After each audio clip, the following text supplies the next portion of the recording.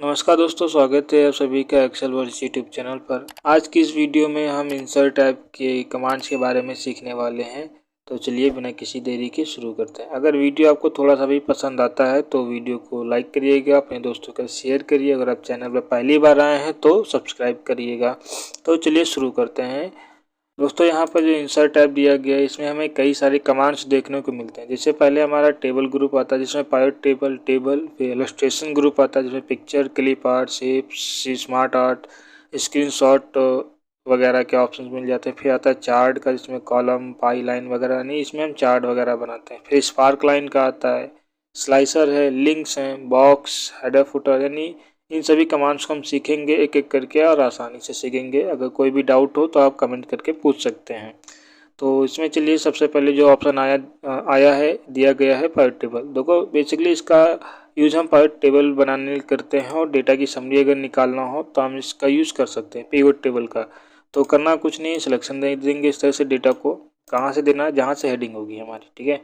Heading selection देने के बाद पिवट टेबल पे क्लिक करेंगे। अब ये हमसे पूछता है कि यहाँ पर डेटा रेंज, ठीक है, कह रहा है टेबल रेंज, यानी जी हाँ सॉरी, जिसको हमें क्या पिवट टेबल में कन्वर्ट करना है उसका हम क्या कर देंगे, इस तरह से रेंज बना देंगे तो यहाँ पर आ जाएगा। सेकेंड यहाँ पे पूछता है न्यू वर्कशीट पे आपको बनाना है या एग्जिस्टिंग पर। अगर हम न्यू वर्कशीट पे बनाएंगे तो क्या होगा, ये टेबल हमारे एक नई शीट पर आ जाएगी बनकर। अगर एग्जिस्टिंग का मतलब होता है अगर उसी सीट पे कहाँ बनाना। अगर इस पर हम क्लिक करते हैं तो ये हमसे लोकेशन पूछेगा। जैसे इसी में हम चाहते हैं तो यहाँ पर तो लोकेशन आ जाएगा। अब हम यहाँ नहीं चाहते, हम क्या चाहते हैं, नई शीट पर, तो इस पर क्लिक करेंगे और ओके प्रेस कर देंगे तो हमारी पिवट टेबल एक नई शीट पर आ जाएगी। अभी पिवट टेबल बनी नहीं है, हमें बनाना है। तो बेसिकली देखो अब हमने समरी तैयार करनी है। देखो पिवट टेबल का मतलब ही क्या है वो खुद ही कह रहा था यहाँ पर। देखो अगर हम पिवट टेबल पे क्लिक करते तो यहाँ पर लिखा summarise data using a pivot table, यानी इस डेटा की हमें समरी तैयार करनी है। तो कैसे करेंगे, तो यहाँ पर हमारे पास चार हेडिंग्स जो वहाँ पर दी गई थी वो आ जाएंगी यहाँ पर इस तरह के। अब यहाँ पर कुछ ऑप्शंस मिलते हैं हमारे पास, जैसे values, row level, column level and filters. आप इनको आप चेंज कर सकते हैं अपने अकॉर्डिंग, जिस तरह से आपको रखना है इस तरह से, जैसे आपको सूटेबल लगता है आप उस तरह से अपने रख सकते हैं, ठीक है। नेक्स्ट यहाँ पर दिया गया है कि हम क्या क्या रखना चाहते हैं अपने पिवट टेबल में, उसको यहाँ से चूज़ कर लेंगे। तो पहले देखो हम क्या देखना चाहते हैं, सेल्स देखना चाहते हैं, फिर किस अकॉर्डिंग हम रीजन वाइज देखना चाहते हैं। तो सेल्स को उठाकर हम रख देंगे वैल्यूज़ के अंदर, और रीजन वाइज सेल को देखना तो हमने रख दिया रो लेवल्स में। तो यहाँ पर आ गया। तो ये हमारी क्या सेल्स आ गई है रीजन वाइज, ईस्ट की और नॉर्थ और साउथ की। अगर हमें मंथ वाइज भी देखना है तो मंथ को भी उठाकर रो में रख देंगे। तो ये हमारे ईस्ट की सेल है और ये हमारे किस किस मंथ की हैं, ईस्ट में जो हुई है जनवरी, फरवरी, मार्च की। अगर वहीं बात करते हैं नॉर्थ में भी जनवरी, फरवरी, मार्च की हुई है और साउथ में भी हुई है, तो उनकी यहाँ पर सेल दिखा देगा। और जनवरी में यानी ईस्ट रीजन में जनवरी में कितनी सेल हुई वो बता देगा कुछ इस तरह से। अगर आप चेंज करना चाहते हैं कि मंथ ऊपर आ जाए और जो भी हमारा जो रीजन दिया गया वो नीचे हो जाए, तो यहाँ पर जिस ऑप्शन को हम यानी जो भी हमारे लेबल है इसको नीचे कर देंगे इस तरह से, तो ये हमारा चेंज हो जाएगा। इसके बाद नेक्स्ट आता है अगर हम प्रोडक्ट को भी शो कराना चाहते हैं तो हम प्रोडक्ट को भी उठा के किस में रख देंगे, रो लेवल में इस तरह से, ठीक है। अपने अकॉर्डिंग जैसे शो कराना चाहते हैं उनकी पोजीशंस को बदल देंगे, ये उस अकॉर्डिंग आ जाएगा हमारे पास कुछ इस तरह से। अगर फ़िल्टर करना चाहते हैं तो फ़िल्टर वे भी कर सकते हैं। फ़िल्टर किस अकॉर्डिंग करना है, जैसे मान के चलते हैं हम प्रोडक्ट या रीजन या मंथ के अकॉर्डिंग क्या करना है, हमें फ़िल्टर करना। तो हम चाहते हैं कि मंथ के अकॉर्डिंग, तो क्लिक करेंगे तो यहाँ पर फ़िल्टर का ऑप्शन आ जाएगा।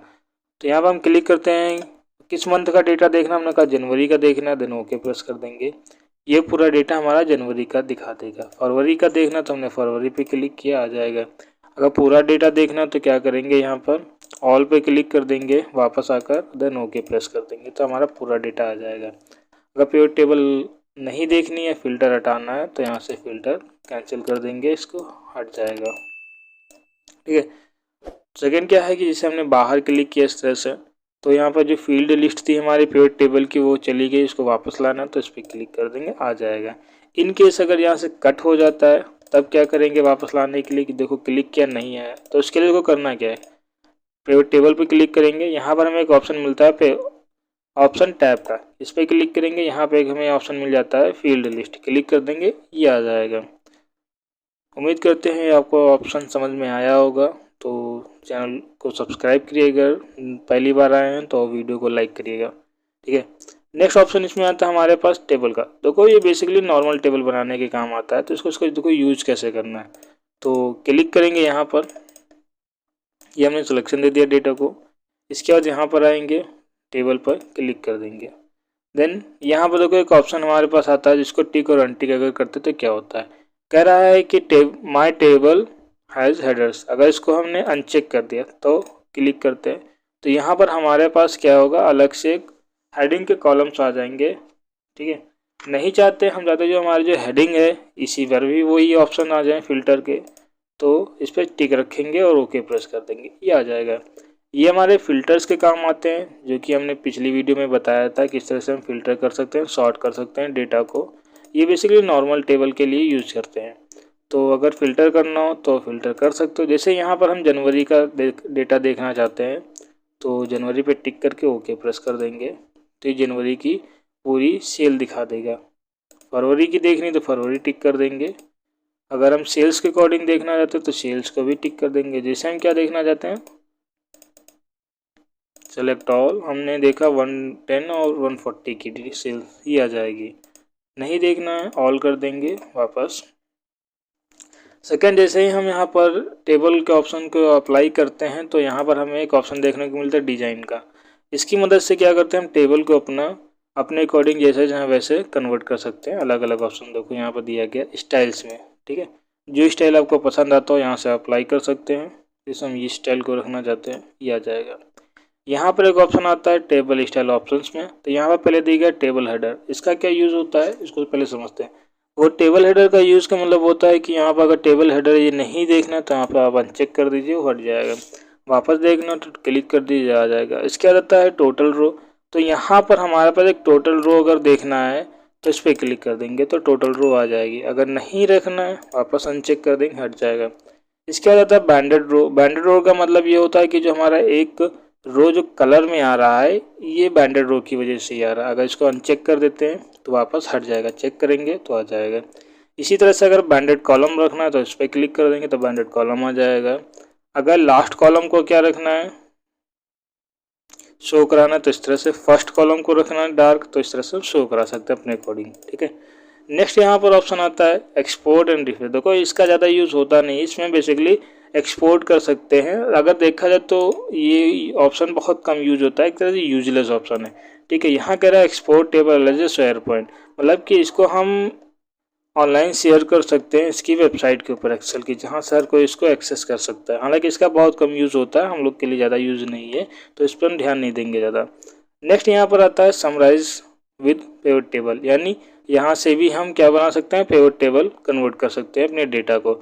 सेकेंड है रिमूव डुप्लीकेट्स। इसका मतलब ये होता है कि अगर हमारे डेटा में कोई भी वैल्यू डुप्लीकेट है तो उसको हम हटा सकते हैं, तो क्लिक करेंगे। अब यहाँ पर हमसे पूछ रहा है कि आपको किस में से डुप्लीकेट वैल्यू को हटाना है। जैसे हम चाहते हैं मंथ को, तो उन सभी को पहले अनचेक करेंगे, और मंथ से चाहते हैं तो मंथ को टिक किया, देन ओके।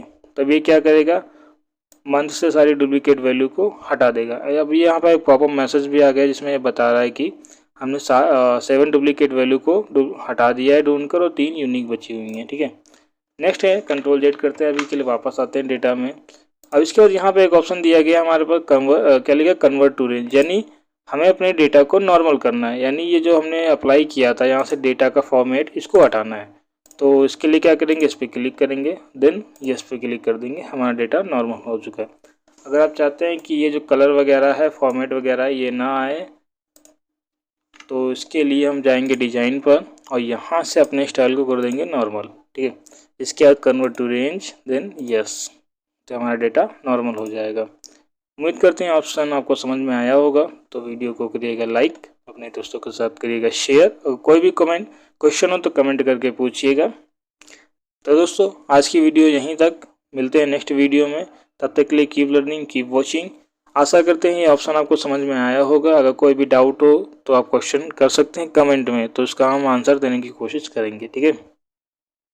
और अगर चैनल पहली बार आए हैं तो चैनल को सब्सक्राइब करिएगा, अपने दोस्तों के साथ शेयर ज़रूर करिएगा ताकि वो भी इसका कुछ फ़ायदा उठा सकें।